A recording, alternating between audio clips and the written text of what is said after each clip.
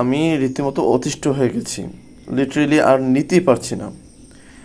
Facebook ওলাদের কাজকর্ম যদি আপনি দেখেন, আপনি আপনি তাদের কাজকর্ম দেখলে মানে আপনার মাথাও ঘুরে যাবে।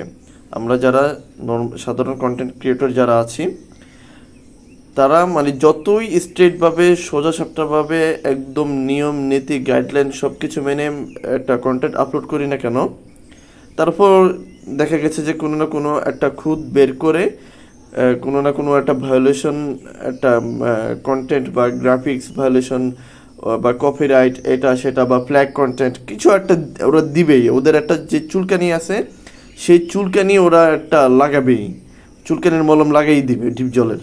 হ্যাঁ, ডিপ জল যেরকম তার মানে শত্রুদেরকে মলম লাগাই দেয়, তো ওদেরও ডিপ জলের মতো মানে এখন ওদের একটা অভ্যাস শুরু হয়ে গেছে যে যারা তারা মলম লাগানো। তো আমার সাথে কি হয়েছে দেখেন, আমি ইয়াটা দেখাই।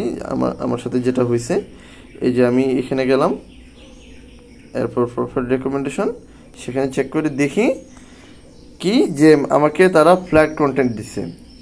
তো আমি একটু টাস্কি খেলাম যে কী ব্যাপার।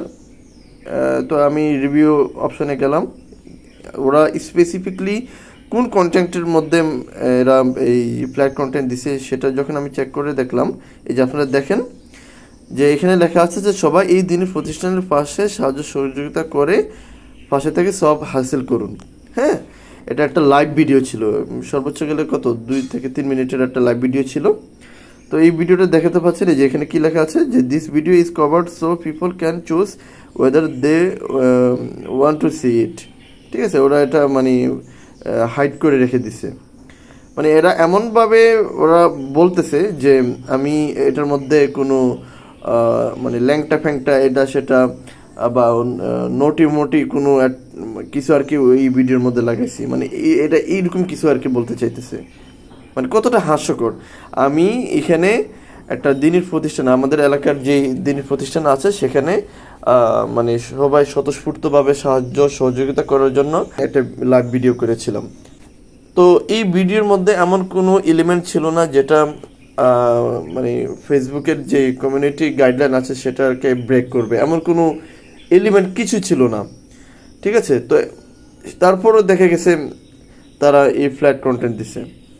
তারপর এখানে যে ওরা কি লিখছে যে this face of content May go against hour guideline on suggested content, this post May show. আচ্ছা, এখানে ডিটেলটা পড়ি, discussion of self harm, suicide or eating disorder. তারপরে কি ভায়োলেন্সের একটা রিজন দেখাইছে, সেক্সুয়ালির একটা রিজন, তারপরে আরও কি কি ফেরাসিটিক্যাল ড্রাগস। আমি এই যে এখানে যেই রিজনগুলো বলছে আমি আসলে মানে রীতিমতো অবাক হয়ে গেছি। এগুলার একটা উপাদান মানে এই যে 3টা 1 2 3 4 এই 4টা উপাদানের একটা উপাদানও আমার এই ভিডিওর মধ্যে নাই। তারপরও দেখা গেছে যে এখানে ওরা ফ্ল্যাট কন্টেন্ট লাগিয়ে দিছে। এখন আপনি এটাকে আপনি রিভিউ করবেন। হ্যাঁ, মানে ওরা যে এই ডিসিশন যেটা দিছে, যে স্ট্রাইক যেটা দিছে, এখন আমি রিভিউ করব বা চ্যালেঞ্জ করব বা আপিল করব। তো এরা কি অপশনটা দিছে যে টেক অ্যাকশন, এই যে এখানে অপশন একটাই দিছে যে ডিলিট পোস্ট। তো আমি যে আপিল করব যে তোমরা যেটা করছো সেটা ভুল, এই কথাটা যে বলবো বা এই মেসেজটা যে তাদেরকে দিব সেটার কোনো অপশনই তারা রাখেনি। তারা শুধু একটাই অপশন রেখেছে কি ডিলিট পোস্ট। তার মানে এই পোস্টটা ডিলিট করার মাধ্যমে তারা আমাকে জোর করিয়ে হলেও আসামি বানিয়ে এটা ওরা প্রমাণ করতে চাইছে যে আমি ভুল করে নেই, কোনো কিছু করে নেই, আকাম করে নেই, টুকামো করে নেই, তারপরও আমি আসামি। ওরা আর কি আমাদের বাংলাদেশের ল এনফোর্সমেন্ট যারা আছে, পুলিশ টুলিশ আছে, আমার মনে হয় ওদের কাছ থেকে ট্রেনিং নিয়ে এখন এটা আমাদের উপর অ্যাপ্লাই করতেছে। আমাদের ল এনফোর্সমেন্ট এজেন্সি কি করে যে একটা সাধারণ নিরীহ মানুষ, ইনোসেন্ট একটা মানুষকেও জোর করে আসামি বানিয়ে লিখিত স্টেটমেন্ট নিয়ে আসামি বানিয়ে দেয়। তো এখন ওরা ওইটাই করতেছে, ওরা কোনো অপশনই রাখে নাই। আমাকে রিমাইন্ডার মাইট দিয়ে হলেও জোর করে হলেও ওই যে পোস্ট ডিলিট করিয়ে প্রুভ করতে চাচ্ছে যে আমি দোষী, আমার আসলে এই কন্টেন্ট এইভাবে আপলোড করা উচিত হয়নি। তো এটা কোনো কোনো কাহিনী হলো? এটা কি হলো ভাই বলেন তো? এই যে ডিলিট পোস্ট, এখানে জাস্ট ডিলিট পোস্ট অপশন রাখছে। এখন আমার থেকে যারা অভিজ্ঞ কন্টেন্ট ক্রিয়েটর যারা আছে, যারা অনেক অভিজ্ঞ, তাদের তাদের কাছে ধারস্থ হব, দেখি এটা কি করা যায়। আদারওয়াইজ এটা ডিলিট করতে হবে না। আমি আসলে আমার মাথায় কোনো কিছু খেলতেছে না। এরা যদি মানে দিনের পর দিন এই ধরনের মানে হয়রানি যদি করে থাকে, তাহলে সাধারণ কন্টেন্ট ক্রিয়েটর যারা আছে তারা মানে কিভাবে কাজ করবে আপনারাই বলেন।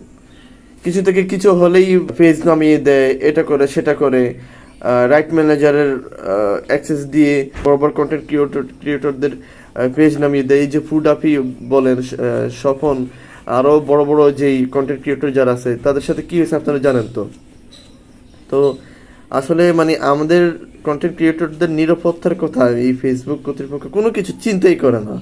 যা ইচ্ছা খুশি তারা সেটাই করে যাচ্ছে, আর কিছু বলার নেই।